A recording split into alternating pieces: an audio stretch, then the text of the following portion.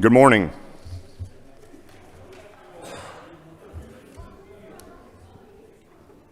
I'd like to bring this meeting to order. It is a meeting of the Appropriations K-12 Subcommittee. Before we get going, I'd like to recognize Chairman Perkle for a prayer.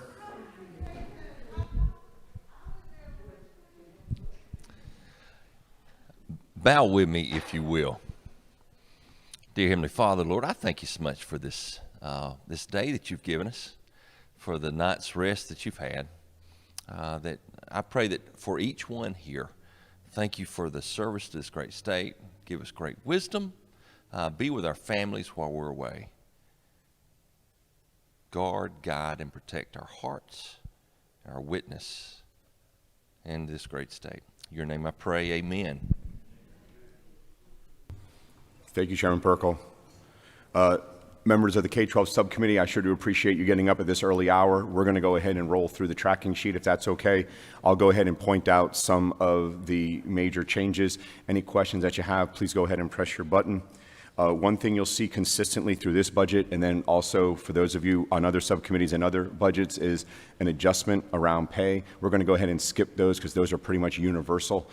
So let me go ahead and start first and foremost with DECAL, Pre-Kindergarten Program 22.3.2. We wanted to go ahead and recognize that the pre-K teachers and the assistants were in fact getting the supplement, but that was being funded by COVID dollars, not by state dollars, but we felt it was important that we made that reflection. In 22.3.3, we wanted to reflect the fact that DECAL had a little bit of a drop in enrollment, but we were going to take that surplus and move it into their summer enrichment program, allowing us to address summer learning gains. We thought that that was important for each of the children who have been impacted, especially those impacted adversely by COVID. That's it for DECAL. I'd like to bring your attention into the DOE, Section 24.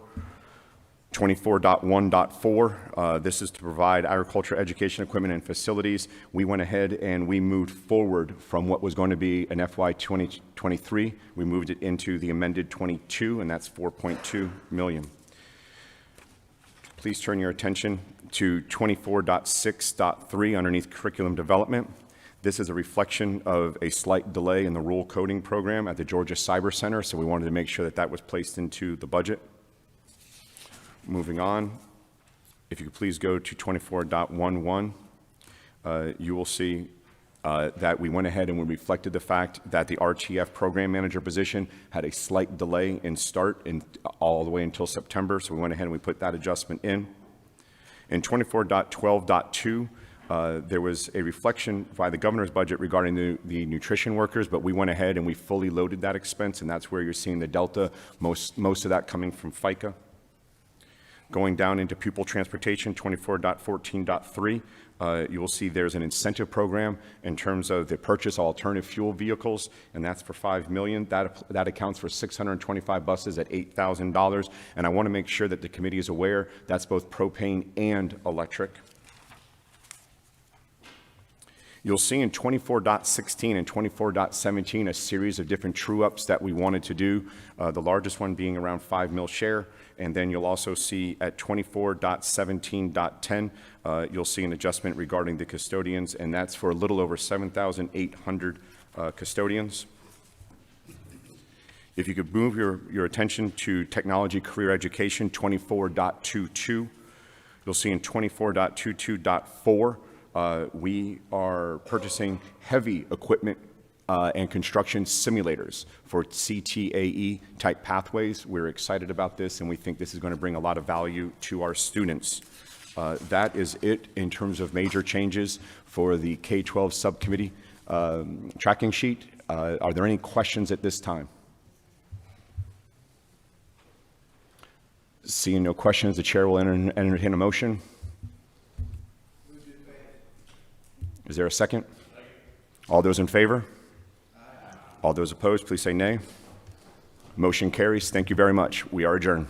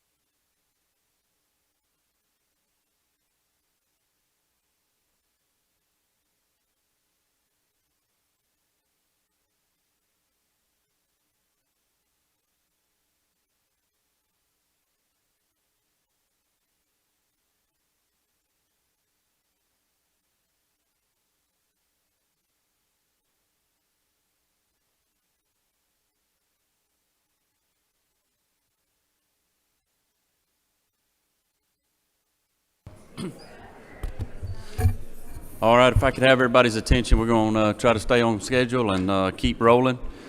Thank everybody for being here this morning. This is the Appropriation Subcommittee of General Government, and we'll go ahead and do a run through here of our budget, and I'll go ahead and get started. If you'll see, committee members, starting on page 1, section 4, and again, you will see the pay increases or adjustments throughout our budget, as you'll see through many of the documents. So I'll be skipping over most of those. But starting out, there is definitely one in Audits and Accounts, and you'll see that adjustment there. On page 3, section 11, stating accounting offices, under attached agencies, transparency and campaign finance, you'll see a $72K increase there for increased workload that they've had over the past year, and we'll continue on, so we're making an adjustment there. Next over DOAS, just see a salary adjustments there. Banking and finance, there'll be no changes. Department of Driver Services, be on page 8, section 21, at 21.2.4. You'll see an increase of $300,000 to address a CDL testing pad for the Dalton Customer Service Center. Next on page 11, and if I'm going too fast, y'all stop me, but Office of Commissioner will be on page 11, section 29 at 29.4.2. You'll see a small reduction there of $968,743. This is related to some additional revenue that this agency collected. So you'll see we made an adjustment there. Department of Labor, page 12, section 32. There are no changes. Department of Natural Resources on page 13, section 34, lines 34.7.3. You'll see an increase there of almost $6 million to construct a public safety complex. We've had a lot of growth over there, and we need more safety on the island. Also on section 34.7.4, you'll see another adjustment or increase of almost $15 million to address some repairs and maintenance to our state parks. As many of you know, they have been used a lot through the COVID years that we have been through, and so they've also had a lot of neglected repairs from not having money to make those needed repairs. So we're trying to get some of those up to where they need to be. Next, we've got state properties, page 15, section 36, line 36.2.2. You'll see $45 million that we've moved over from 23 to 22 to go ahead and get started on the migration of moving those agencies that are left over there in to Peachtree to Capitol Hill. That building is in pretty rough shape, and so we want to get everybody over here where they'll be more convenient and closer to everybody. Department of Revenue, there'll be no changes. Secretary of State, you'll see on line 43.1.1, that's just another salary increase. 43.2.2 under elections, you'll see 2.5 that we're going to be reimbursing the counties with reapportionment. Everyone will receive a new precinct card, so they'll all know where they're supposed to vote, and so we'll be helping them get those out to the counties and take that burden off of the counties. And on 43.2.3 is just a language adjustment stating what they need to do with the remaining funds there. And at this time, I'll be glad to take any questions.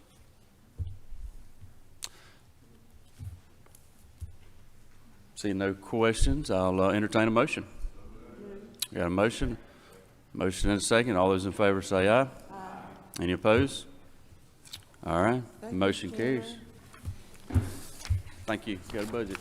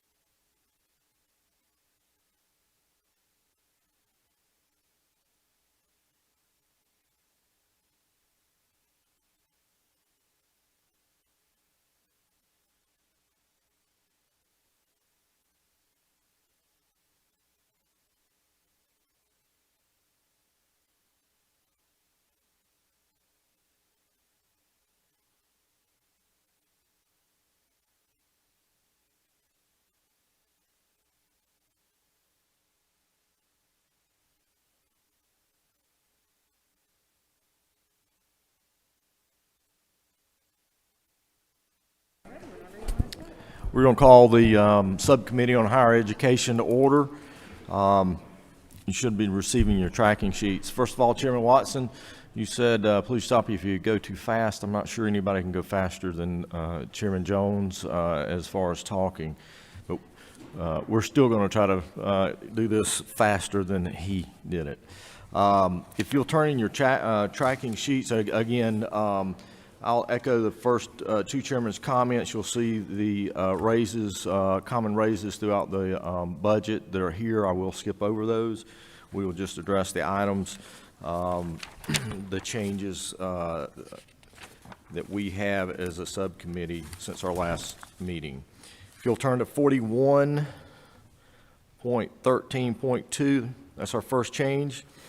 We have found a savings in some unused dollars in regards to the partnership with Clark Atlanta University Prostate Research due to COVID and some leadership changes there. They were unable to utilize all of those dollars. We were pulling those back, and we will revisit that when they're ready to go again. Second change will be on 41.14.4, we're adding in $3 million, provide funds for major repair and renovations for our public libraries across the state.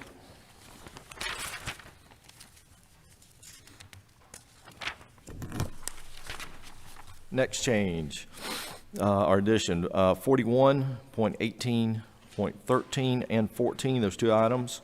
We are adding in $5 million for the design of the research tower at Georgia State University. Next one, 41.18.14, we're also providing funds for the design phase 2 of the University of North Georgia expansion for $2 million. Next change, we'll go to 41.24.6. We've added in $193,400 and some odd dollars for a Class A FM radio tower in Southeast Georgia where there is a gap in coverage. 41.24.7. This is a pilot program with the Public Telecommunications Commission regarding education, and it is a interactive gaming and instructional program in regards to some new computer standards. We're going to invest in that program, and that should help some of our younger children get back in line and up where they need to be from the COVID issue. Next change, 44.21. You'll see that we have some savings in the dual enrollment, $3,442,800 and something dollars. This was due to the last minute actual numbers that came in that were a little showed a little less usage there. We have taken that back, and we still believe we have enough as far as cushion there in that program. 44.3.1, we have an add of $111,300. This is to reconcile to the actual number of engineering students in regards to Mercer, and that add again trues up the number to the actual number versus the projected. Next change, 44.15.1. You'll see we've got a $10 million add. These are putting funds into service cancelable loans to Georgians. Residents, and these are for degree programs in the areas of mental health and substance use professionals. We want to go ahead and get that in there, make this aware for our high school students and young or our potential college students that these programs are out there.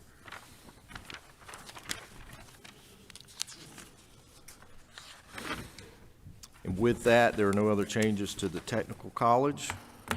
Any comments from the committee? Hearing none, I'll entertain a motion. We have a motion to pass. We have a second. All those in favor say aye. All those like sign. And we do pass, and our subcommittee is, hold on, 21. Thank you, Mr. Chairman. I just, is it not true that on 44.14, our REACH scholarship program is 10 years old today, and this committee is invited across the street to the Sloppy to celebrate that celebration. Our former colleague Lynn Riley at Georgia Student Finance is doing a great job with that, and so just thank you, and everybody they have breakfast from 8 to 10 over there. So if anybody wants to come over and thank them for the work they do at REACH. Thank you, Chairman Dickey, and again, a great program, REACH, and a very successful one at that. Thank you, committee, and the meeting is adjourned. 20th. Yeah. Yeah. Will Lynn be there?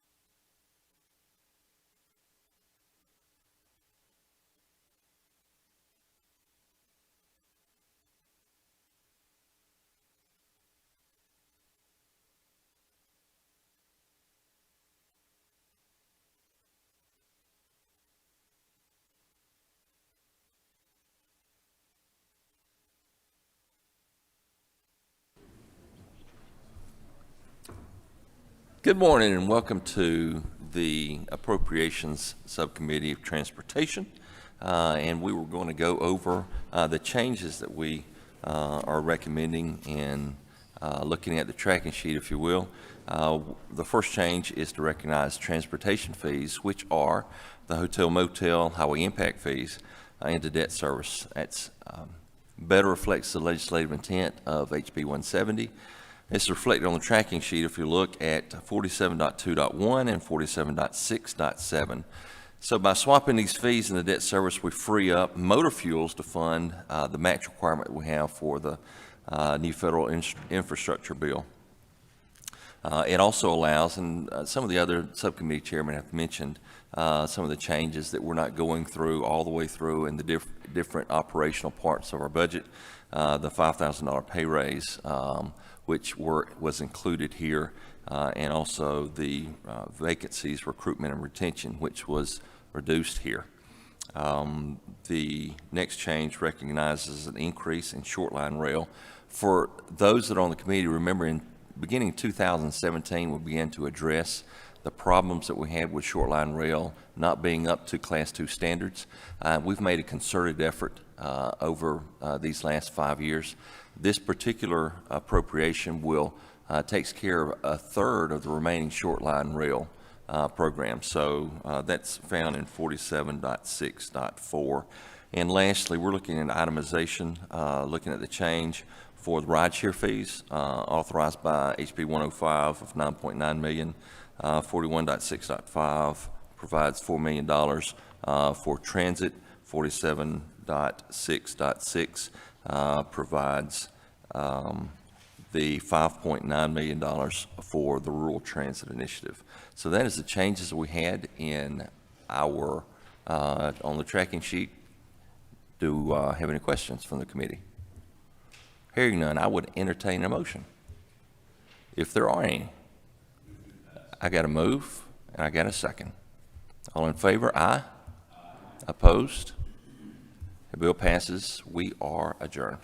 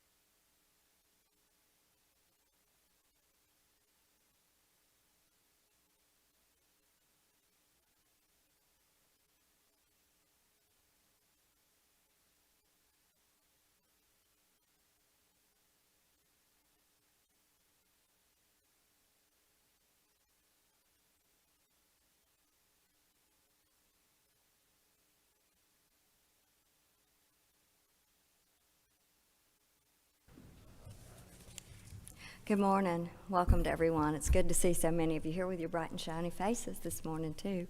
I bring to you the recommendations for the budget and the human resources component. If you would look at your tracking sheets, we will start with Section 15, Behavioral Health and Developmental Disabilities. The first change is at 15.2.3 to increase the funds for Georgia Options by $400,000. Georgia Options supports people with developmental disabilities so that they can live in their homes and communities.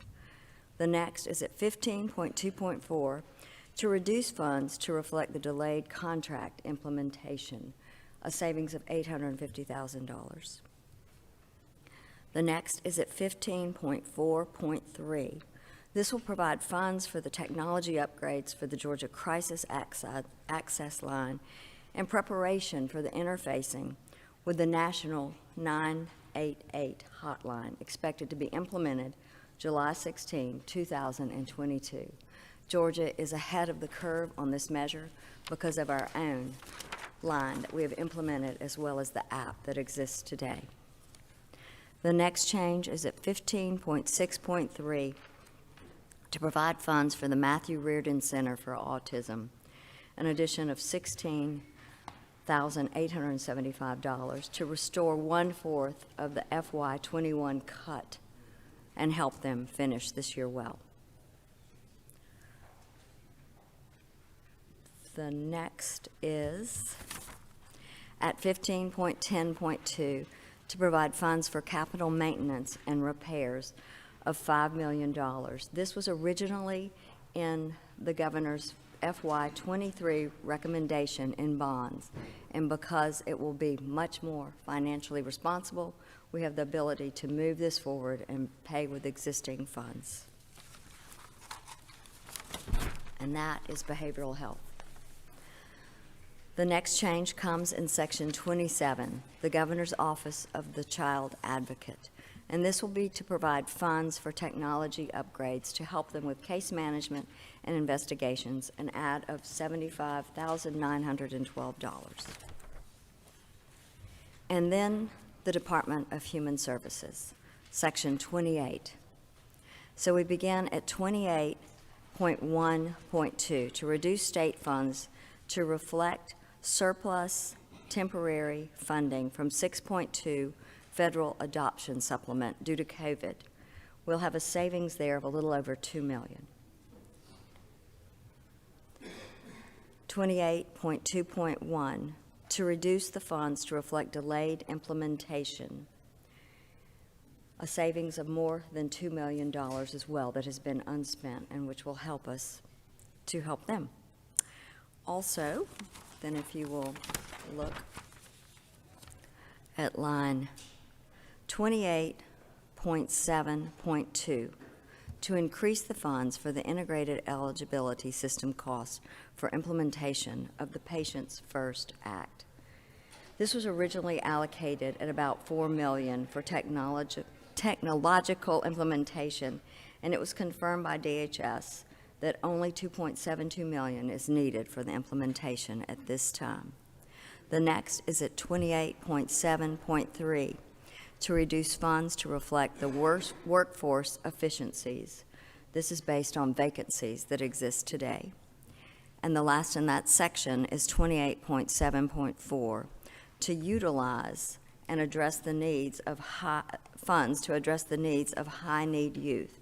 We will have the ability to adapt the measure a bit because 6.7 was allocated in the 22 budget originally to create a therapeutic foster care program to meet the behavioral needs of foster youth. This program has shifted to include all youth funded by Medicaid under DCH, because of that, the agency would like to retain some of these funds to serve some of our highest need foster youth. This, we hope, will help address some of the hoteling issues that are going on today. The next change comes at 28.9.2. The House added about $1.5 million to partially cover the local match to help the area agencies on aging They have to absorb that match, and during this time when it is difficult to find funds, we would like to help them meet that match and continue to serve more and more people with meal supportive services and family caregiver support.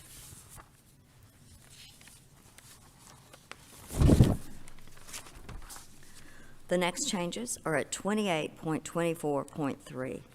This will increase the funds for Georgia Radio Reading Service, which is certainly a strong effort and tool that our blind citizens use. It restores half of the 21 cut to their budget to help them cover the rest of this year. The next is at 28.24.4 to increase the funds for statewide independent living council. This will also restore 1/4 of their 21 cut to help them cover the rest of their year to provide services to those who are trying to live in their own homes, healthy and strong.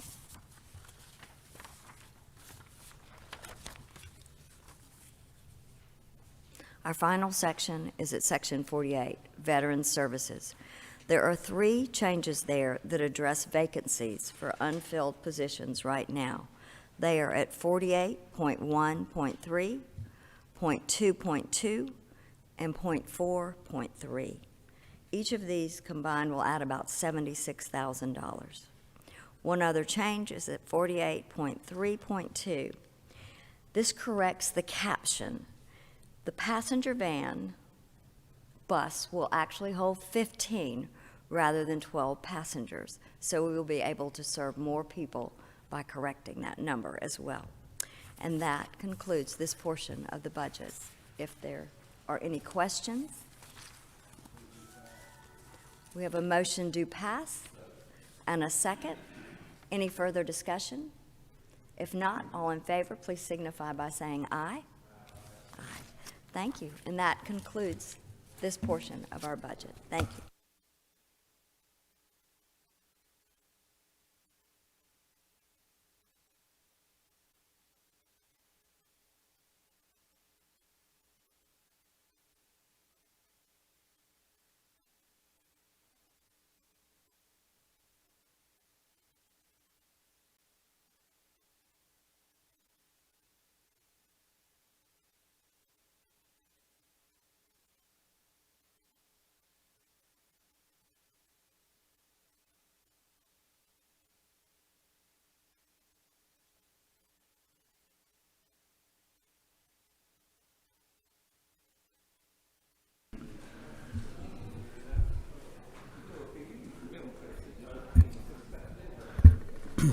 We're a few minutes early, but I'm going to go ahead and get started anyway. And first, I'd like to take a moment of personal privilege. Many of you know Courtney George, who's been my analyst for the public safety law enforcement part of the budget. And Courtney's been pregnant for 9 months, and she went home on bed rest for about a month, but it didn't stop her. We interacted almost on a daily basis, emails and phone calls. She did her job. Last week, she finalized this budget and promptly went to the hospital and had an 8-pound baby boy. So I certainly... And Brian Groom, who handles the judicial part of the budget, stepped right up, did all the administrative tasks and everything that you can't do when you're home in bed. So I really appreciate Brian, too. As we get started here, we move to the Court of Appeals, and under 5.2, the Georgia Statewide Business Court. Item 5.2.2, provide funds for annual leave payout for term clerks. They've only been in business for a year, but they've had some employees that have left already, and the payment is about $9,040. That's the actual trued-up payment. 5.2.3, 5.2.4, and 5.5 were requests for pay raises for a staff attorney, a deputy clerk, and a judicial assistant. We said no to that based on the fact that everybody's getting a $5,000 a year pay raise. Moving over to page 2, Council of Accountability Court Judges provide funds for operations to reflect restoration of budget reductions. Courts were slowed down last year or not even working in many cases, and we took some of their money, and this restores $18,594 to the Accountability Court Judges. Moving on to page 4. Grants to counties for juvenile court judges under 7.2.1, provide funding for grants to counties for the Cobb Judicial Circuit. They got an extra judge last year, which entitles them to extra monies, so it's an amount of $12,500. Page 5. Under prosecuting attorneys, 8.3.6, restore funds for Solicitor General training. They weren't meeting last year and they weren't training, so they requested $60,000.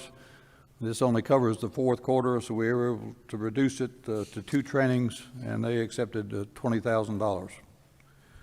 8.3.7, increase funds for postal services for leave and retirement expenses. They asked for $88,530 when it was trued up as $83,697. Moving on to page 6, Superior Court judges, reduce funds for personal service based on actual start dates of new positions. These were for law clerks. They hired a lot of new law clerks, as they do routinely, and the start dates never coincide exactly with when the funding occurs, so we were able to recoup $654,176. Moving over to page 14.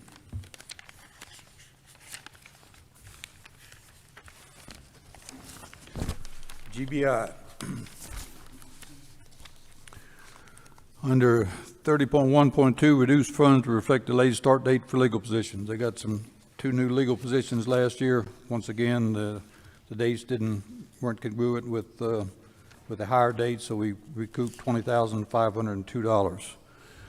30.1.3, provide funds for the replacement of 33 vehicles. Now, this is in business administration. It shows up as 0 in the governor's recommendation. Actually, it was a mistake, and it was put down into 30.4.2 with 107 vehicles. So what we've done is we've moved those 33 vehicles back up to 30.1.3 and moved the appropriate money, $828,000, up with that. And then instead of 107 vehicles, they'll get 74 in field services for $4,472,000. 30.1.4, provide funds for headquarters facility security enhancements. This is part of the Speaker's law enforcement package. It's $1 million for design, increased video surveillance, safety glass, and barricades for security enhancements to the perimeter of GBI headquarters. Moving down to 30.3.3, reduce funds for forensic pathology fellowship program. The Senate added 2 new fellows last year in the forensic fellowship program. It's a national organization which requires accreditation. The accreditation group hasn't approved it, so we recouped that money in the amount of $241,529. 30.4.3, provide funds for 2 temporary positions was the recommendation, 2 full-time positions and associated costs to investigate elections complaints. I've never known of a part-time GBI agent, and they go to school for 16 weeks, so what we've done is we've made those 2 part-time positions full-time, so there'll be 4 full-time positions, and it increases it from $469,000 to $483,000, and the slight difference there is because they're going to start later instead of the funds were for January 1st, and they won't actually go into March the 1st. 30.5.3. Courts weren't in session last year. They weren't taking up any probation fines, so they lost about $7 million that goes into the Crime Victims Emergency Fund. So the governor's recommendation was $4,623,000. We've also redirected another $1,881,000 existing unutilized funds in the GBI to put them up just under the $7 million that they typically get. Moving to page 16. 31.3.3, provide funds for capital repairs and maintenance, and under secure commitment, it's the YDCs, and $3,249,000. These were initially bonded, and they've been moved back to the budget, and they're being paid for with cash. You'll see this a couple times here in the immediate future. Under secure detention at the YDCs, 31.4.3, provide funds for capital maintenance and repairs, $6,751,000. That also was in the bond program, and we're going to pay for them in cash. Moving to page 21.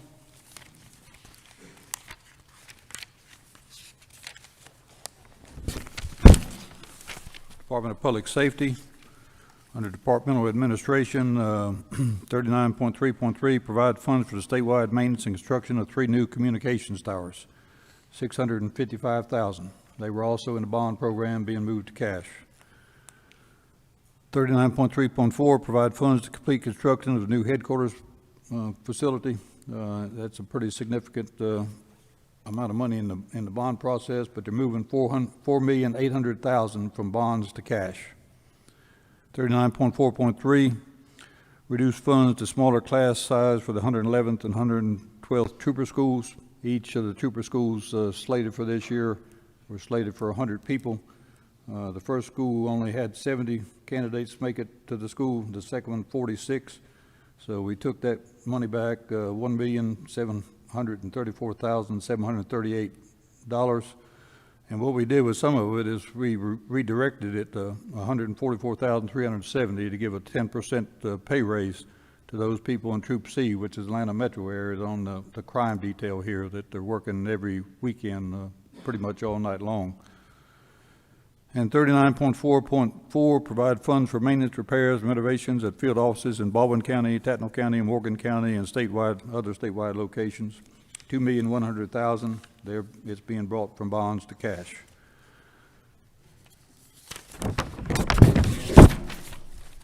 Moving to page 22, under Georgia Firefighter Standards and Training, 39.7.3, provide funds to replace 2 vehicles. Both the vehicles are inoperative. One needs a new transmission and it's old, and the other just won't run, for $50,000. 39.7.4, provide funds for an online database to maintain records. Last year we funded an online testing program for the firefighters. Now we find out that the current web provider is not capable of storing online data records, so it's going to cost us another $100,000 to store them. Under Public Safety Training Center, 39.9.4, provide funds for capital maintenance and repairs for the Public Safety Training Center in the amount of $2,125,000. This was in the bond package, and it's being brought back for cash. That concludes the budget for public safety. Do I have any questions from the committee members? Hearing none, do I hear a motion? Have a motion. Do we have a second? All in favor signify by saying aye. Aye. All opposed? Motion carries, and we are adjourned.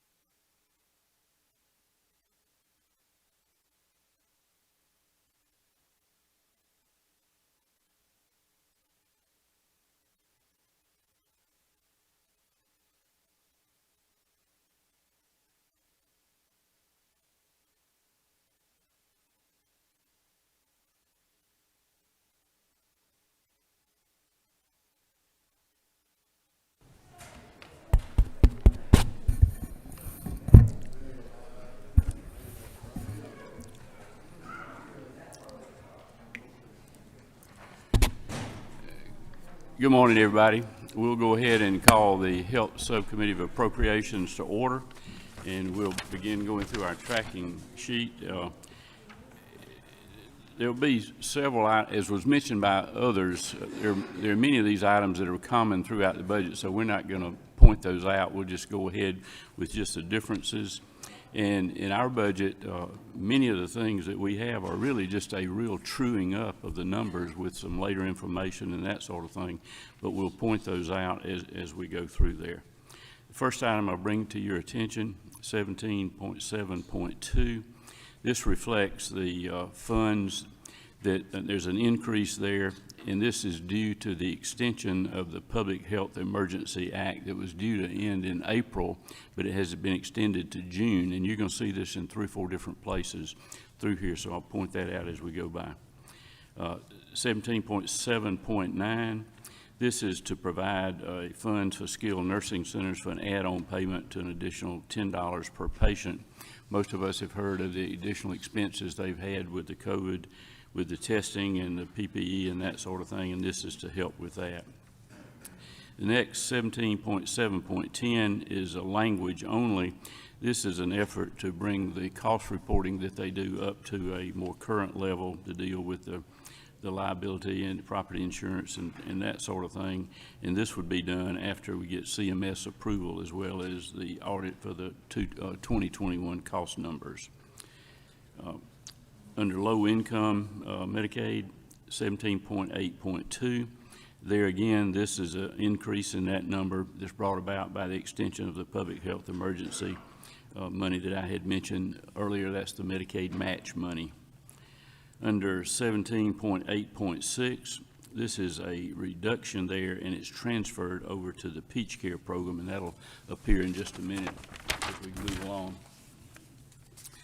Under Peach Care, there again, 17.9.2.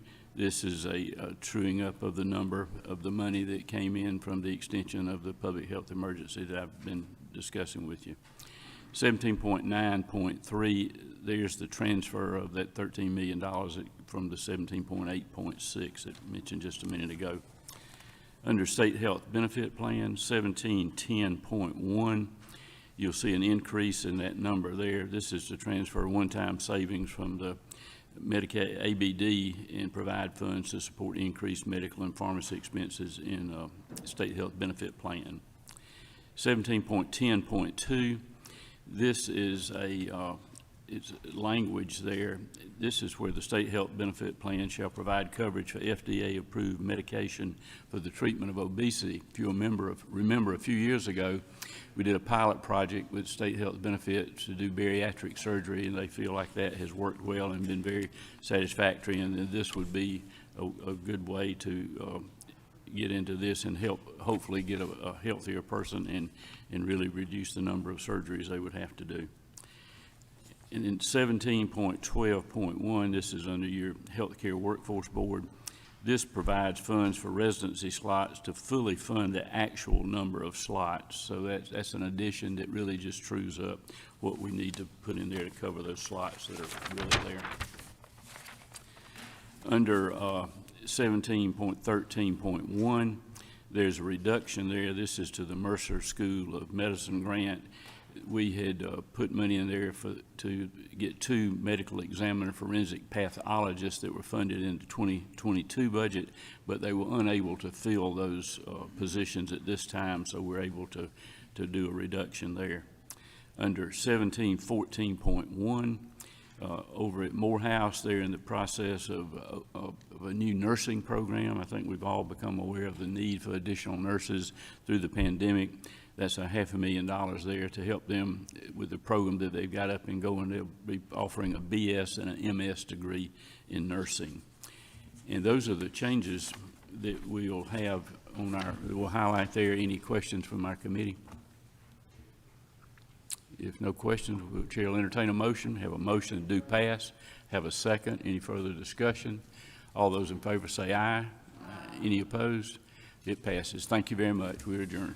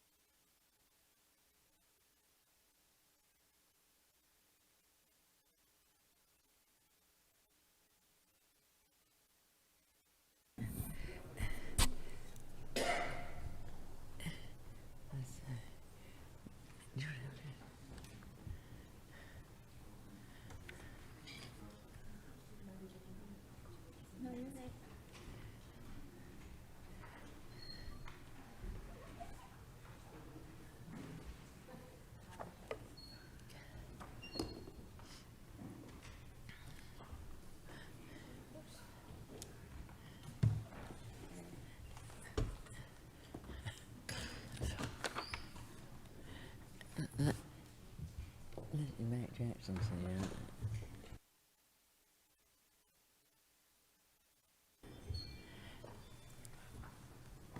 First of all, I'd like to thank all my committee members for being here. Thank y'all so much. And I know everybody thinks they've got the best committee, but I know we do, and the best analysts too.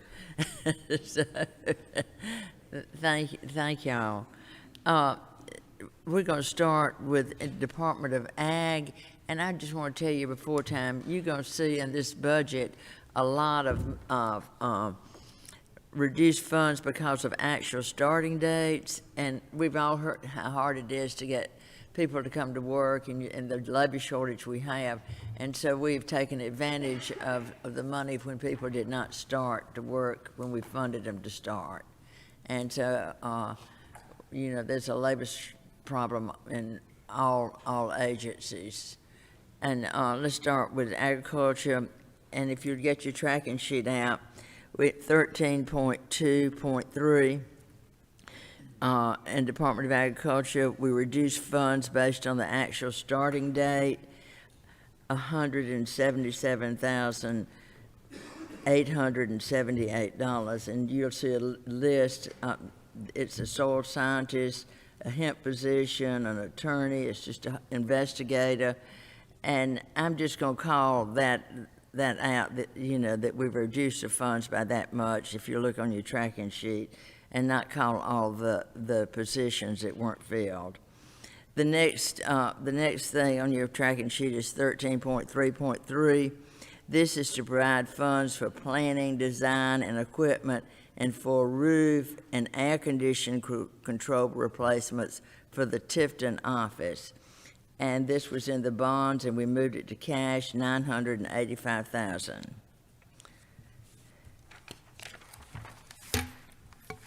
The next change is 13.6.2, to provide funds for infrastructure and repair and improvement at the Georgia Agorama Exhibit Authority. And if you don't know what that is, that's the fairgrounds in Perry. And this really has been an economic boost to that area. And the roof, we couldn't figure out how long the roof has been there, but we know it's been there 30-something plus years, and the air conditions are going out. The next thing is 13.7.4, and soil and water. We reduced the funds for the actual starting date. We funded position, but it wasn't filled till September 1, and the funding came down in July. The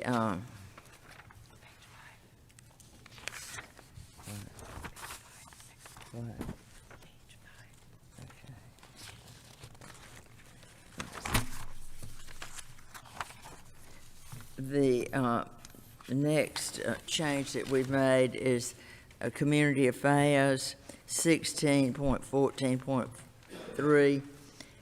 We reduced funds based on the actual starting date of $73,447.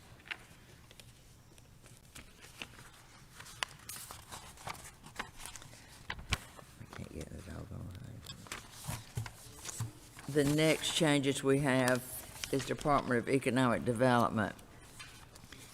We captured some savings from positions, but we, in Department of Economic Development and all these, but we left them open so they can hire somebody if they can find somebody that's qualified. Section 23.1.2, we reduce the funds based on savings for current vacancies with a projection starting date of February 1. We left the funds in there. If they had somebody hired by February 1, the funds will be there until the end of the fiscal year in case they do hire somebody. And that's true in every position in Department of Economic Development. 23.2.2, reduce funds on savings for current vacancies with a projected starting rate of February 1, $30,216. Down at Global Commerce, 23.5.2, we reduce funds based on the current vacancy with a projection starting date of February 1, 2022 $224,626. 23.5.3, we reduced funds based on the actual starting date of $98,535. If you go on to 23.6.2, we reduced funds based on the projected starting rate of February, $56,209. 23.9.2, we reduced funds based on the actual starting date of $46,547. 23.9.3, we provided funds for the World Congress Center Authority to complete their roofing replacement of $28,800,000. We had the cash to do that. We went on and funded it, and this should complete the roof at the World Congress Center. And I don't know if you know that we couldn't figure out how old the roof was, but maybe some of y'all might have been here when they built it, but we couldn't figure. And this is the last. This will finish up the roof at the World Congress Center. And Forestry. 26.1.2, we provided funds for maintenance and repair for our forestry offices all over the state, and these, I can give you a list where these, some of the needs, but we're letting the forester decide where they're most needed. So we put $1,035,000 in that, and so many of you in your district will see, if you visit your forestry department, you'll see the maintenance is very needed. 26.3.2, we provided funds for the replacement of firefighting equipment, and we appreciate the governor had put in $3,024,156,000, and we increased it a little bit since the governor made his budget with inflation and travel. We had to increase it some, and this is for 7 bulldozers, 3 tractors, and 8 trailers. And we had to add $100,000 plus to it. But everybody knows how expensive everything's going up. And we appreciate the governor taking care of all of our people. And forest fires are very, very prevalent now. It's hard to say that when it's rained for so many days, but believe me, a dry spell's coming. Public Service Commission. We provided funds for legal fees related to an ongoing lawsuit challenging the Public Service Commission's voting districts. And as you know, and I know, that the Public Service Commission has absolutely nothing to do with their voting districts, but that's where they're being sued. And it's going to a bench trial, and we put in $220,450. 40.1.4, provide funds for implementing an e-filing system to improve efficiency by automating various tasks that were done manually, and we raised that a little bit, and we appreciate the governor had put in $375,000, but we had to put in a little bit more because of the inflation, and we added $4,000 to it.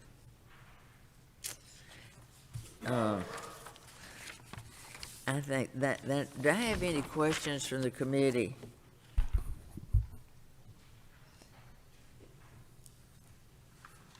Any questions? Since I don't have any questions, would anyone like to entertain a motion? I have a motion to have a second. Well, we've got a motion and a second, so we do pass. All in favor say yes. Yes. All opposed? I was gonna let it pass without y'all voting, why not? Thank y'all, thank you.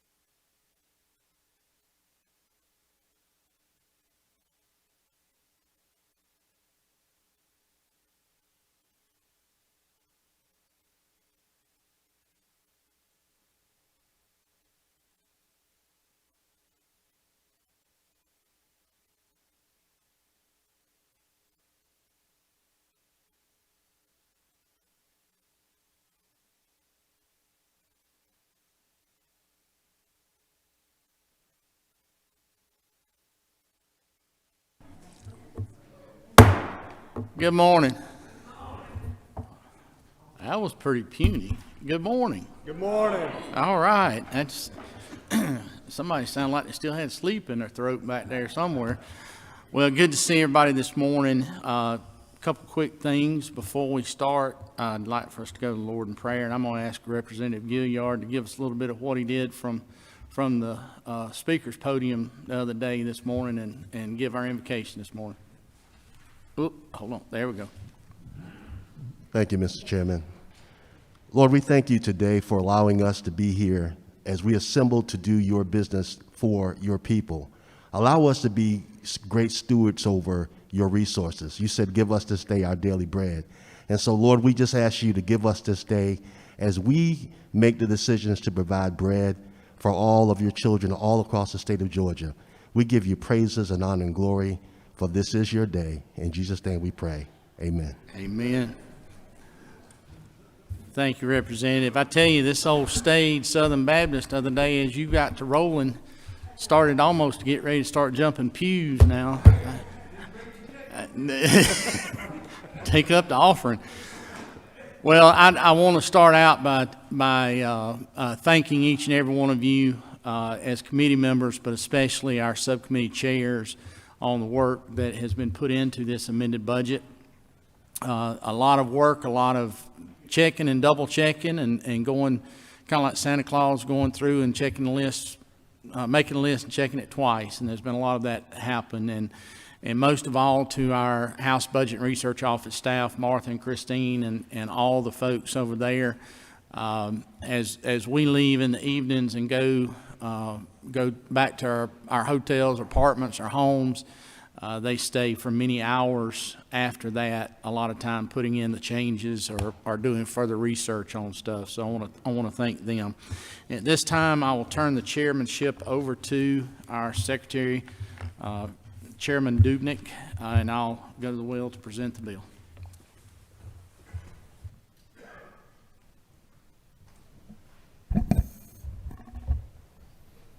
Chairman England, that bottle of water's not completely full. Is that a good sign for us this morning? Maybe. Maybe. Chairman England, the podium mic is hot. The floor is yours, and we anxiously await 88 pages of riveting presentation of the amended FY22 budget. Absolutely, Mr. Chairman. Thank you so much. And if you will, start with me on section 1.1, and we'll go through by every line to make sure that we have no questions. But remember,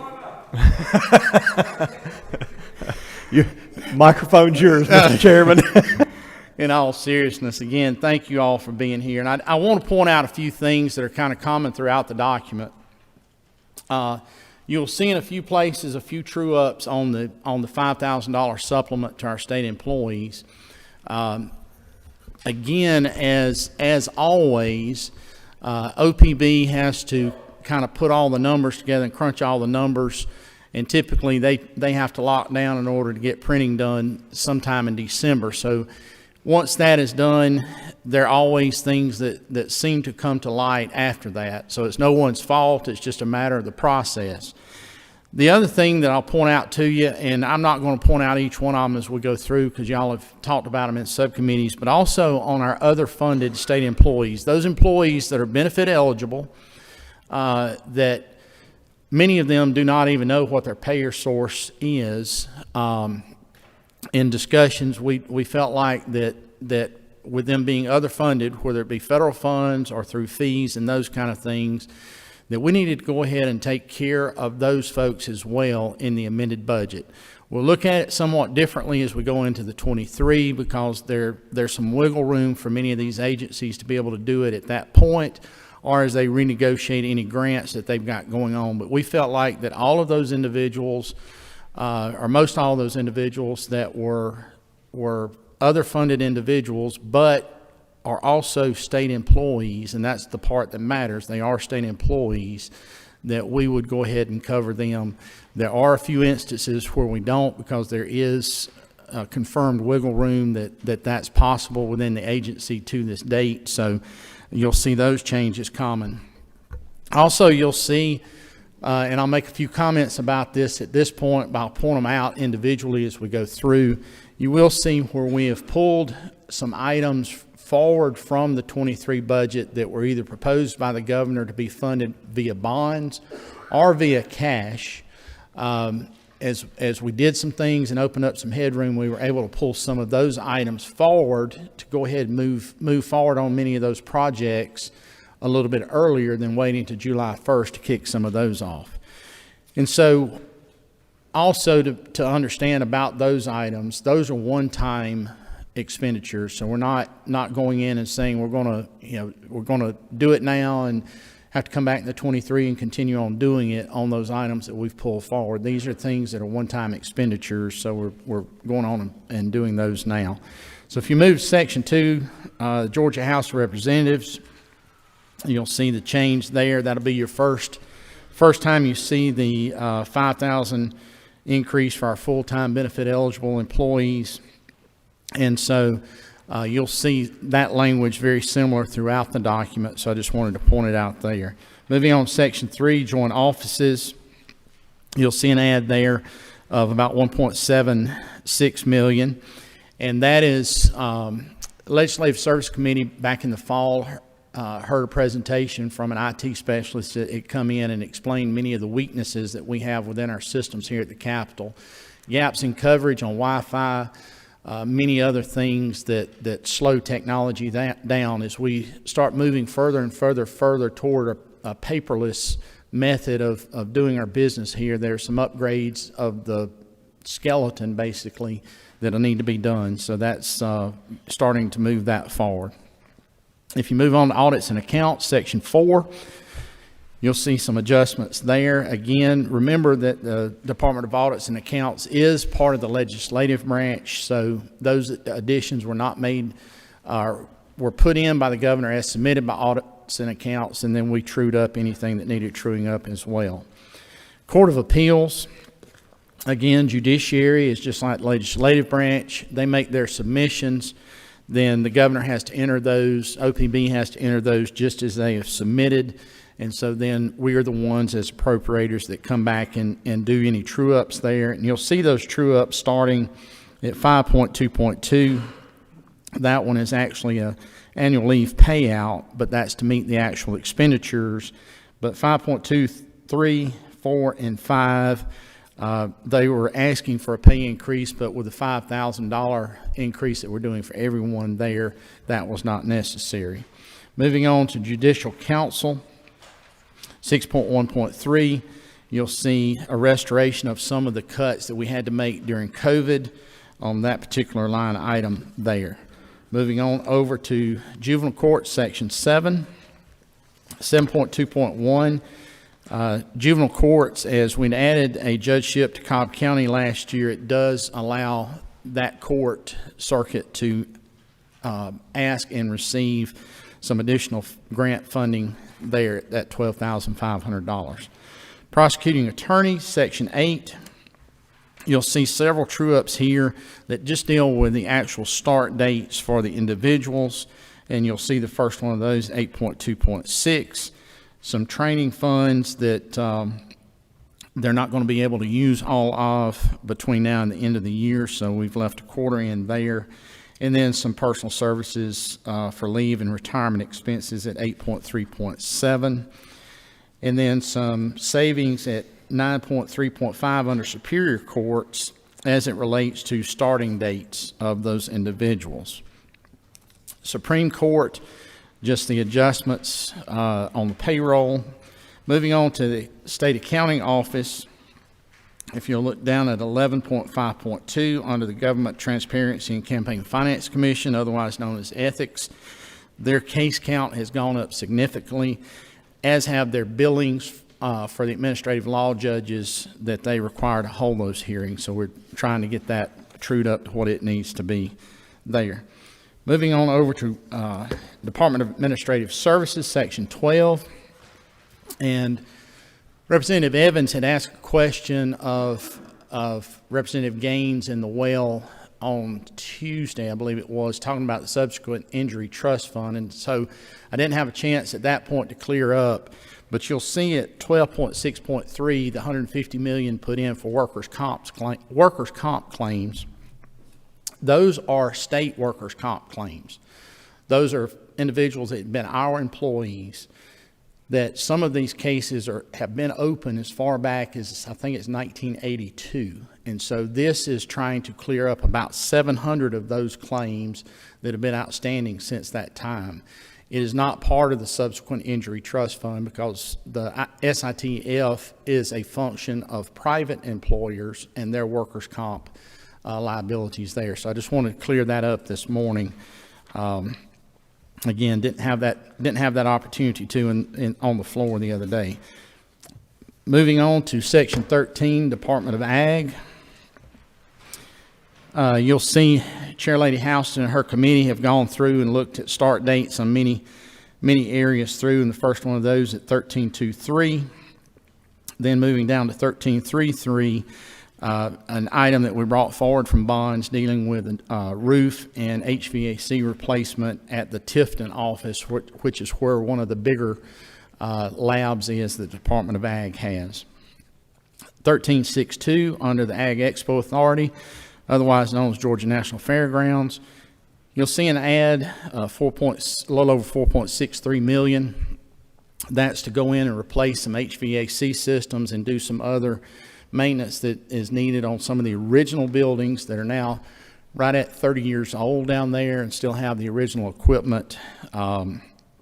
Those HVAC systems and some of that other equipment are at end of life and repair parts are not available any longer. So duct tape and baling wire have been keeping many of those running, so it'll give us the opportunity to update those facilities. 13.74 under Soil and Water, you'll see a true up for an actual start date. Banking and Finance, no changes. Behavioral Health, DBHDD, as we know it, it's easier to say DBHDD. Under 15.2.3, you'll see an increase of funds for Georgia Options. Georgia Options was kind of a partnership with the General Assembly. Several years ago, we had helped them over a period of 2 or 3 years to get stood up. They provide a lot of services out in the communities that are not available otherwise. And so with COVID, we have seen an impact not only on them but many others, but this is one that we're needing to help out and kind of get over this hump right here so they can remain open and continuing to serve their clients. You'll see at 15.2.4 just a reduction for delayed contract implementation. And then at 15.4.3, you'll see an ad there for the Georgia Crisis Access Line, the 988 hotline that will go live on July the 16th of this year. 15.6.3 under Child and Adolescent Developmental Disabilities. Again, like Georgia Options I mentioned a few minutes ago, Matthew Reardon Center for Autism down in Savannah has been a partner of the state for many years. They do a lot of private fundraising, and a lot of that has been on hold, of course, because of COVID, but the Matthew Reardon Center, just like the Marcus Autism Center, provide a service that otherwise would not be being provided, and so we're trying to help them out as well through this time that we find ourselves in. 15.10.2, you'll see funds for capital maintenance and repairs. We just brought that forward from some cash that the governor recommended in the 23 budget to do it now. Under DCA, we'll roll down to 16.14.3. You'll see just a clean up on actual start dates for some salaries there on grant administrators. Department of Community Health, rolling on over to 17.7.2. Again, as we get into this process, we're basically at this point 2 months later into the process than OPB was, and so there's always more information that comes along, as y'all have seen. And as we send it over to the Senate, there will be further information always that comes to light. And so by the time we finish up on the amended budget and go to conference, you'll see some other changes, I'm sure. And so what you're seeing there at 1772 is part of that true up in the recognition of the extension of the public health emergency. 1779, you'll see an add-on payment for our nursing homes. Nursing homes, just like our hospitals, have been hit during the last 2 years in a way that's been completely and totally unimaginable. Many of them are seeing their costs for servicing those patients or serving those patients go up dramatically with what it's costing to get temporary or travel nurses in.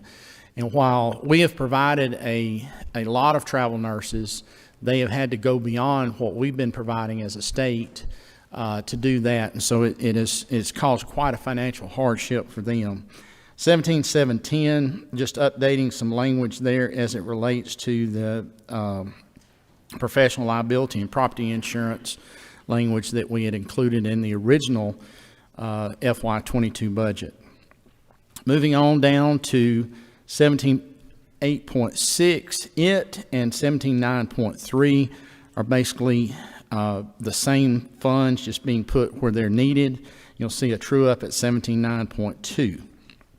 Then moving on down to 17.10.1, just another true up, or not another true up, excuse me, dealing with state health benefit plan, just putting a few more dollars into reserve there as we continue to move forward. We're seeing and experiencing higher claims there as well. And then down at 17.10.2, a program that Chair Lady Dempsey and others have worked on for several years as it relates to obesity. And we've opened that program up. It started as a pilot, and now we've opened it up to all SHBP members, and just making sure that those FDA-approved medications are covered for those SHBP individuals. Moving on to 17.12.1. In 21, we had to take a pause as we hit COVID as it related to increasing the number of residency slots in the state of Georgia. Many of those residency slots were put into place without us helping like we normally do. So what we're doing here at 17.12.1 is picking up kind of where we left off and working to fund those residency slots. You'll see an adjustment at 17.13.1 as we had added last year in the 22, trying to help stand up some forensic services. Mercer had come on board as a partner on it, and we thought that it was a good plan that we would partner with them. Well, unfortunately, they've not been able to, and GBI has not been able to find those forensic pathologists. So we're just capturing that savings. We'll look at it again in 23 and make any adjustments necessary.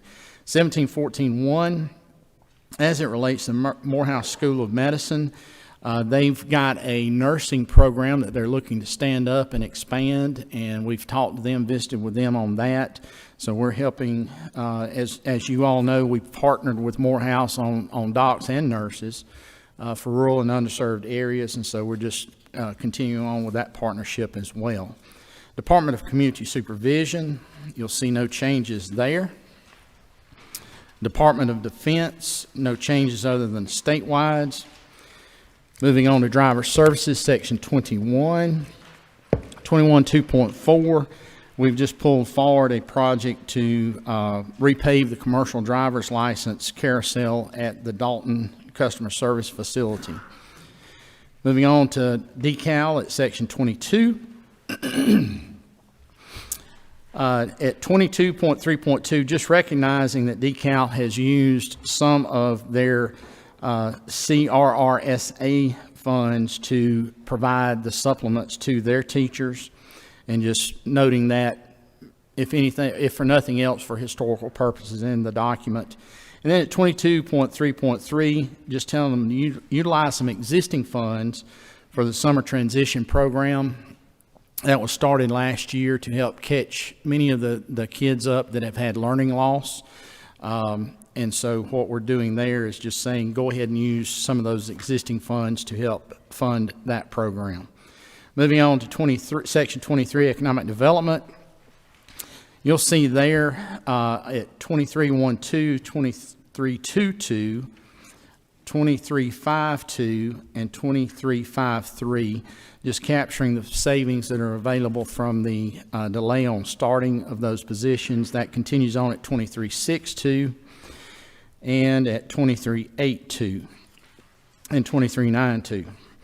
I tell you, Chair Lady Houston, when she latches on to something, she goes with it. So that's where we find those savings coming from. At 2393, you know, the George World Congress Center is an incredible facility, one of what I think is one of the premier facilities across this nation. I've been in many of those facilities, as have you all. The opportunity that World Congress Center has is unparalleled, especially in the Southeast. And so it is a state asset, and it's one of those things that we have a responsibility to continue to maintain. So a portion of that facility, the older portion of that facility, is in dire need of roof replacement. We have done it in bits and pieces over the years, but there's a remaining section we just need to go ahead and get done because it's starting to damage the metal under the roof. And the longer we delay on that, the worse off we're going to be. So we're moving forward a request they had for the 23 budget and doing it with cash here at $28,800,000 at 2393. Moving on to the Department of Education. At 2414, you'll see the ag equipment grant. We always do the ag equipment grants and the CTE grants, usually in bonds, but we have an opportunity to go ahead and fulfill those with cash this time. 2463, you'll see a savings there because of the delayed implementation of the rural coding program. There have been some changes at the Cyber Center that was going to partner on this, and so they're just not able to get it up and running as quickly as we thought they would be able to. Under non-QBE formula grants at 2411-2, again, a start date savings there. 2412-2, we're going in and truing up that number as it relates to the school nutrition workers and making sure that the FICA costs are included there on their $1,000 supplement that we're providing. 2414-3, Chairman Jones and his committee earlier had mentioned talking about alternative fuel buses, whether they be electric buses or propane buses, something that's kind of been a House initiative over the years on trying to get school systems to look at that going forward. Longevity of those vehicles is much longer than that of a traditional diesel or gasoline model. And it's also better healthy for the kids that are on those buses. So we're just encouraging more of that. 2416-1 and 16-2 are both true-ups on the formula.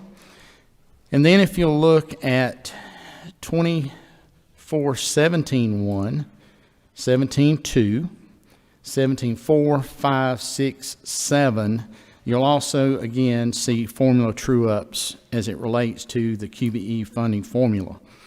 We'll note that QBE is fully funded in this amended budget.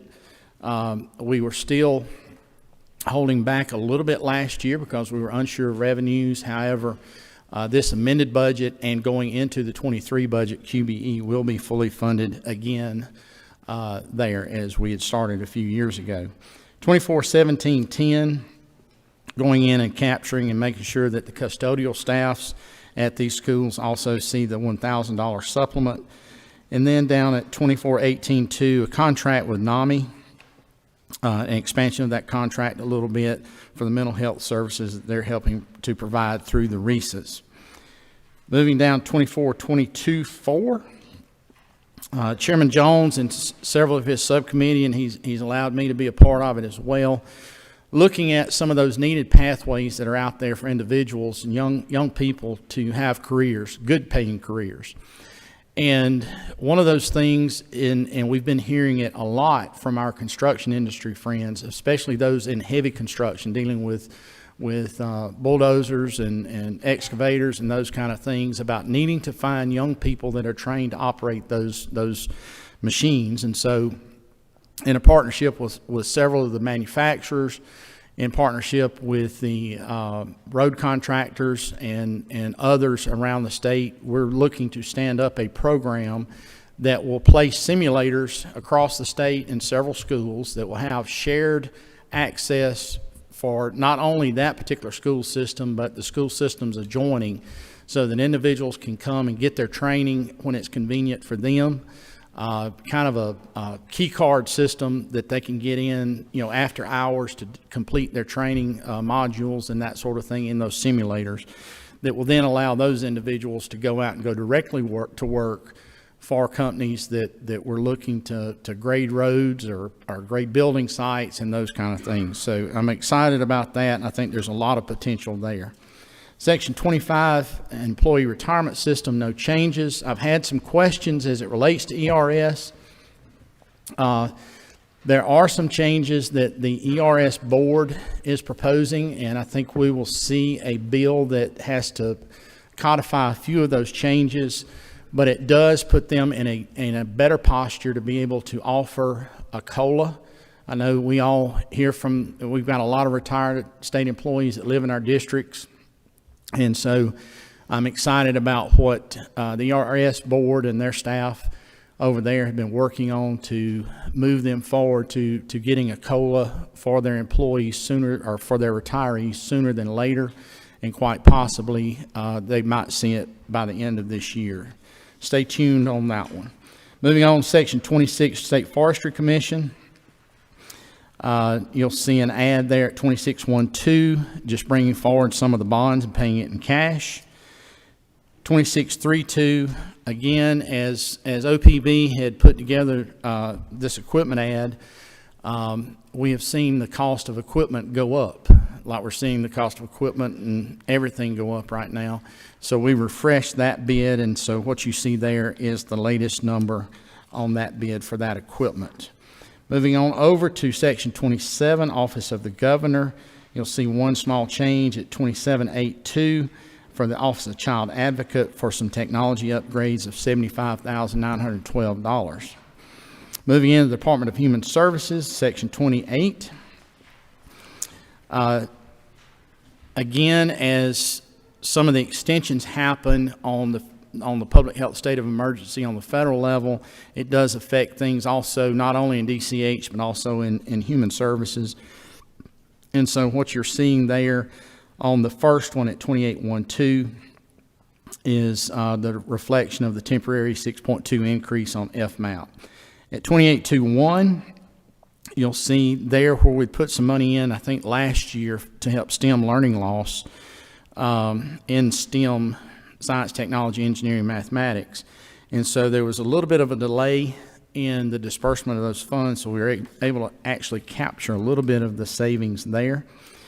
And then at 2872 on the eligibility system, on the Patients First Act, an updated amount there for what it's actually going to be. Then 2873, you'll see a slight reduction there based on vacancies within that agency. And then at 2874, again, we'd appropriated some money for dealing with high-need youth. And in the testimony from the commissioner, in talking with them, they were not going to need that full amount, but did ask to keep about $4.1 million. So we've taken 2.6 of the original 6.7 we'd put in.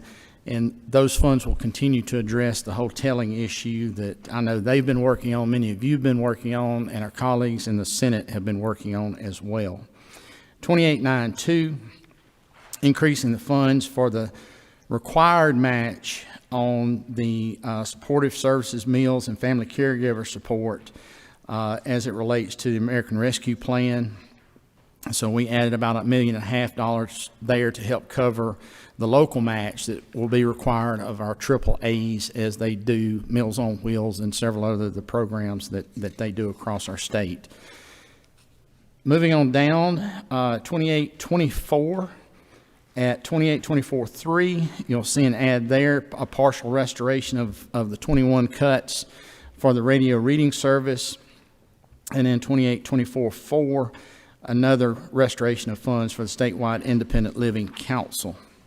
Moving over to the Office of Insurance Commissioner, Section 29, 2942, you'll see a capture of some savings.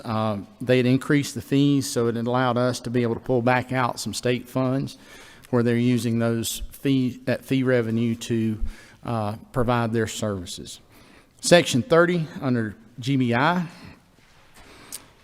if you'll look there, you'll find again scattered throughout some savings from delayed start dates, and so that's what you see there at 30.1.2. At 30.1.3, that also coincides down at 30.4.2 under Regional Investigative Services. The ad for the vehicles had all been put in there under RIS. We need to split those back up and put a portion of those up into Bureau Administration. So that's what that change is there. And then at 30.1.4, just the increased security at the headquarters office and as part of the Speaker's law enforcement package there, and just trying to go ahead and get in front of that a little bit. At 30.3.3, again, I mentioned the forensic pathologist a little bit ago and our trouble on hiring those. They've not been able to, so there's some savings there we can capture. We will again address that in the 23 budget going forward. At 30.4.3, on the investigative services dealing with elections, investigations, and complaints, just truing that up to pull in 4 full-time officers instead of 2 part-time and 2 full-time. Moving on over to 30.5.3 under CJCC, the Georgia Crime Victims Emergency Fund is seeing a shortfall because pardons and paroles and probation was not able to fully execute going out and collecting the fees. And those fees go into the Crime Victims Fund. And so we're needing to true up there. And you'll see in the languages where the change is, they were actually redirecting about 1.8 million, almost 1.9 million in funds of existing funds to put in there to help them out to get through the rest of this year, to make sure those families are adequately compensated. Moving on to Juvenile Justice, you'll see 2 ads at 31.33 and 31.45, again bringing forward from the 23 budget to go ahead and do those repairs and maintenance to those facilities for the YDCs and RYDCs in the amended budget. Moving to the Department of Labor, no changes there. DNR, you'll see the statewide spreads, of course, through there. And then under state parks at 34.7, you'll see an ad there at 34.73 as it relates to Jekyll Island and their public safety facility. The fire department they have there was built, I think, in the late 50s. And with the size of the new equipment, it's become problematic to be able to shelter those vehicles, as well as State Patrol needs a headquarters there on the island itself.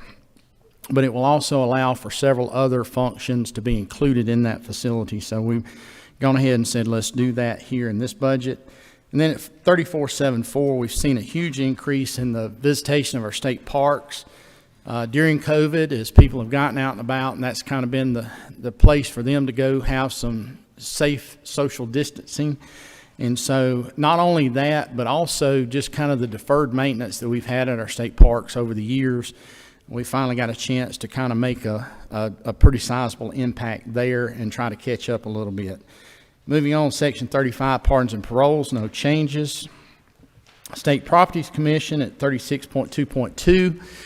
In the 23 budget, the governor had proposed to go ahead and move forward with the plan to get our employees out of 2 Peachtree and get them centered back here on Capitol Hill. We've got quite a bit of office space that has opened up, not only at the Twin Towers, but over here behind us, behind the old judicial building back in there. And we did a floor plan study, if you remember, we put in last year that kind of started us or kickstarted us down the road of how we would disperse all those individuals. So we're pulling forward that funding to do the phase out of 2 Peachtree, get our folks out of there. And if you're wondering why we're getting out of there, that was the gift that keeps on giving to the state many years ago. And we're to the point now that the cost to update that building to current standards far exceeds the value of that building. And so it's best to get our folks moved on out of it sooner than later. Public defenders, no changes.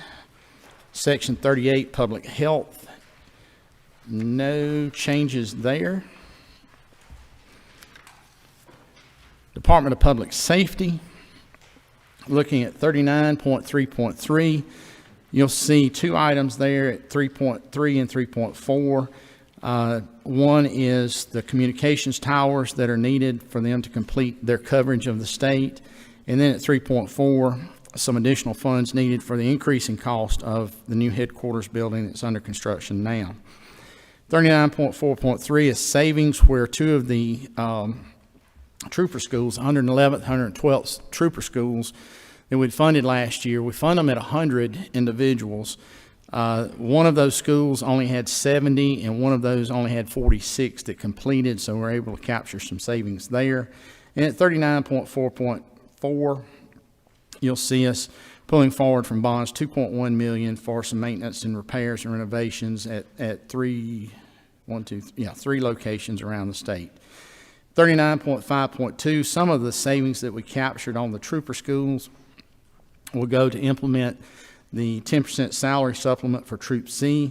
The officers that are doing the weekend crime suppression units across the city here in Atlanta, working with APD and other law enforcement agencies, just trying to get, it's a voluntary basis, and just trying to sweeten the pot a little bit to help get volunteers in for that work. 39.7.3, under Firefighter Standards and Training Council, you'll see there an add of $50,000 for 2 new vehicles. I think Chairman Hitchens, he might have said at one time, both those vehicles they have existing have given up the ghost, and so they're needing to be replaced. And at 39.7.4, just standing up a database for their online testing stuff that we put in place last year. 39.9.4 under Gypstick, you'll see there a cash item brought forward from the 23 budget for some of the repairs there at the Public Safety Training Center at Forsyth. Moving on to section 40, the PSC, you'll see an ad there at 40.1.3 for legal fees dealing with their lawsuit over the way they're elected in their districts across the state. That is going to trial very shortly, so they were needing some attorney's fees there. A true up at 40.1.4 based on actuals. Moving into regents at section 41. If you will look down to, you get to skip a few pages there, on down to 41.13.2, a true up of some of the numbers for actual expenditures on a partnership with the Georgia Hospitals and Clinics as it relates to Clark Atlanta University. Due to COVID, some of those things they'd planned on doing, they were not able to, so we're just actually going ahead and capturing that savings, and we'll look at it again in 23. Under public libraries at 41.14.4, pulling forward from the bond package next year, $3 million there in cash to do the major repairs and renovations, and that's many of your all of your small public libraries have different issues, whether it's leaky roofs, HVAC systems, ADA compliance, numerous issues that need to be addressed, and we started addressing that every year a few years ago, and so we're continuing on with that same program. Moving on over to 41.18.13, you'll see a little planning and design money there for 2 projects that we would normally bond, but we have the ability to go ahead and do with cash, and because of the need to go in and move these 2 projects a little bit faster forward, we're not having to wait till July 1 to actually start work on those. One of those is a research tower at Georgia State University, and the other one is a phase 2 expansion of the University of North Georgia. Moving on to 41.24.6 under Georgia Public Broadcasting. They continue to make sure that they have our state covered for safety reasons during storms or natural disasters. And so they were able to get one of the new frequencies and have to stand up a tower down in the Kingsland, Georgia area. So we're doing that there for $193,450. And then at 4124.7, GPB has done some amazing work as it relates to online learning. Several years ago, they went ahead and totally completed putting the Georgia history textbook online for teachers to use with interactive abilities on those, where they actually go and visit some historic sites. Well, they continued on this past year, realizing a lot of the learning loss that was going on, and within their contributors and other funds that they had raised, had completed a couple of other units that would help stem some of that learning loss. And this is just going on to help them develop some more of those programs to help address that learning loss for those students across the state. Department of Revenue, just one language change there at 4210.2 as it relates to the tax refunds that the governor has mentioned of the $1.6 billion that will go back out to the state's taxpayers as this year has, again, revenue has done things that we never dreamed that it would do. Moving on to Secretary of State, 43.2.2, every 10 years, as many of you know, or most of y'all know, the SOS is required to send out new precinct cards to every Georgian, every registered voting Georgian. And so every 10 years we go in and do a temporary ad to allow for that to happen. At 43.2.3, just recognizing that some of the existing bond funds they have would be used for a new voter registration system. And so we're just putting that in and asking us what their spending plan is for the rest of that remaining bond. Section 44 under student finance, dual enrollment, a true up of numbers there. Engineering scholarship, again, the true up of numbers there. At 44.15.1 under the service counselable loans, as we are addressing mental health and mental health issues in the state, part of what had come out of the commission and part of what we've heard that has come out of the Rural Development Council too is the drastic need for individuals that are trained practitioners and folks that can help people with mental issues. And so what we've done there is put $10 million in to address that service counselable loan program for those individuals engaged in going to school that will practice in the state of Georgia for a committed length of time to allow their loans to be service counseled. Feel like that is an incredibly good investment for the state, for our citizens, for all of us. That will be one of those things that it may take us 4 or 5 years to see the impact of it, but when we do, we will know it. Teacher retirement system, section 45, no changes. TCSG, section 46, no changes there other than statewide changes. Moving on to DOT, section 47. Chairman Perkle and Abby Day and the committee members there did an incredible job. As you know, most everything in DOT has some kind of formulaic function on how the funds are devised, how they're distributed, how they're moved around, and the things that can be done with them.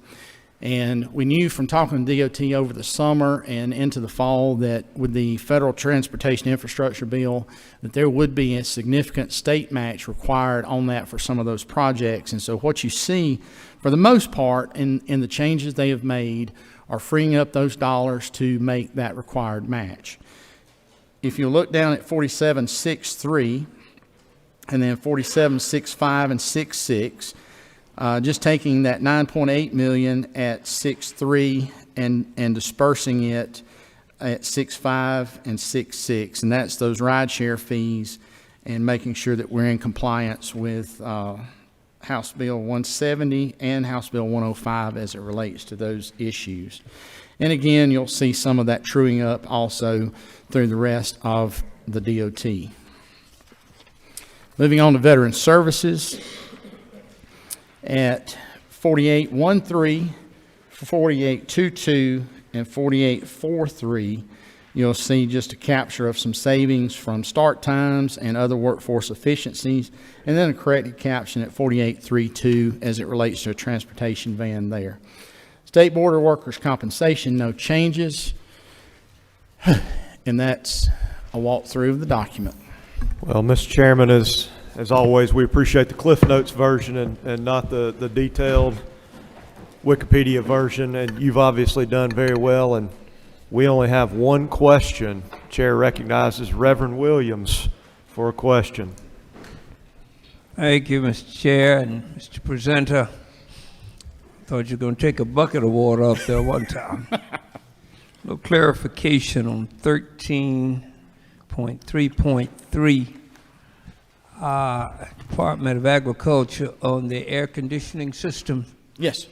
I'm not sure, never got any feedback. We had quite a thing 2 or 3 years ago about some safety issues concerning the air and the ventilation. I know you're not prepared this morning, but if you would see the commissioner updates us on what they did about that. I'll be glad to take a stab at it now. I think what you're referring to were issues we had at the State Poultry Lab up in Gainesville. Yes. Those have been corrected. Some of the contractors that were the original contractors, we had an issue with them in the very beginning up there. Some of those have come back and made some adjustments and corrections. And there were some funds that we'd put in also to make some of those corrections. So all of that, to my knowledge at this point, all of those issues have been remedied. Thank you. On your section 25, retirement COLAs. On ERS? Yes. Yeah, my question is, or suggestion is, on that COLA, that the definitely the House of Representatives be considered, and we want to let you know that, you know, if you can't do a COLA, how about a Pepsi? come by my office and I'll give you a COLA.